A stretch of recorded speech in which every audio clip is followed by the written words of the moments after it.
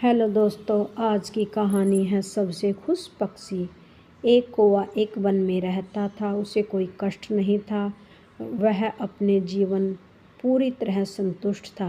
एक दिन उड़ते हुए एक सरोवर के किनारे पहुंचा। वहां उसने एक सफ़ेद हंस को तैरते हुए देखा। उसे देखकर वह सोचने लगा, यह हंस कितना सौभाग्यशाली है जो इतना सफ़ेद और सुंदर है।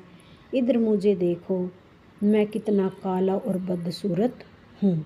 यह हंस अवश्य इस दुनिया का सबसे खुश पक्षियों में से एक होगा।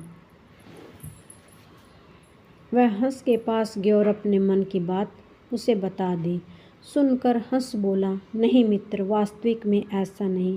पहले मैं भी सोचा करता था कि मैं इस दुनिया का सबसे सुंदर पक्षी हूँ, इसलिए वह खुशी से रहता था। लेकिन जब से मैंने तोते को देखा, उसके पास रंग बिरंगे अनोखे रंग हैं, उसके बाद मुझे यकीन हुआ कि इस दुनिया का सबसे सुंदर और खुश पक्षी होगा।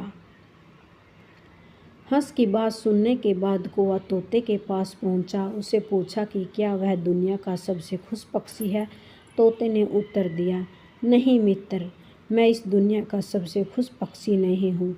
जब तक मैंने मोर को नहीं देखा था, किंतु अब मुझे लगता है कि मोर से सुंदर तो कोई हो ही नहीं सकता, इसलिए वह दुनिया का सबसे खुश पक्षी होगा और उनमें उसकी गिनती होगी। इसके बाद कौवा मोर की खोज में निकला। उड़ते उड़ते वह चिड़ियाघर पहुंचा। उसे देखा कि पिंजरे में बंद उसे देख लोग हजारों की भीड़ में जमा है। सब लोग मोर की तारीफ कर रहे हैं।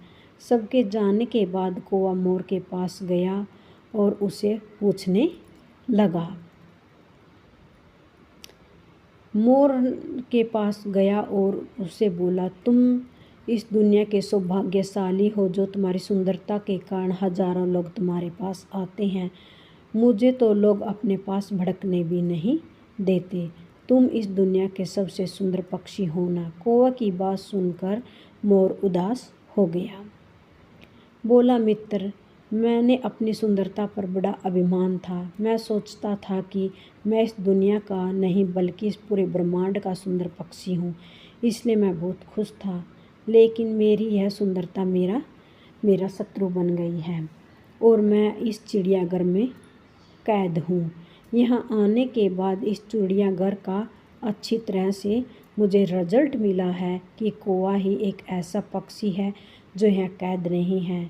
इसलिए पिछले कुछ दिनों से मैं सोचने लगता हूँ कि काश मैं कौवा होता, कम से कम आज़ादी से बाहर घूम सकता और तब मैं इस दुनिया का सबसे सुखी और खुश पक्षियों में से मेरी गिनती होती। शिक्षा, हमें दूसरों को देखकर व्यर्थ की तुलना नहीं करनी चाहिए, दुखी नहीं होना चाहिए।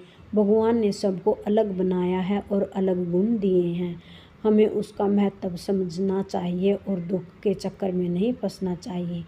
इसलिए दूसरों के पास जो है उसे देखकर हमें कभी जलना नहीं चाहिए और जो हमारे पास है उसमें खुश रहना चाहिए। खुशी बाहर ढूंढने से नहीं मिलती, वह तो हमारे अंदर छिपी हुई होती है। वीडियो पूरा देखने के लिए धन्यवाद।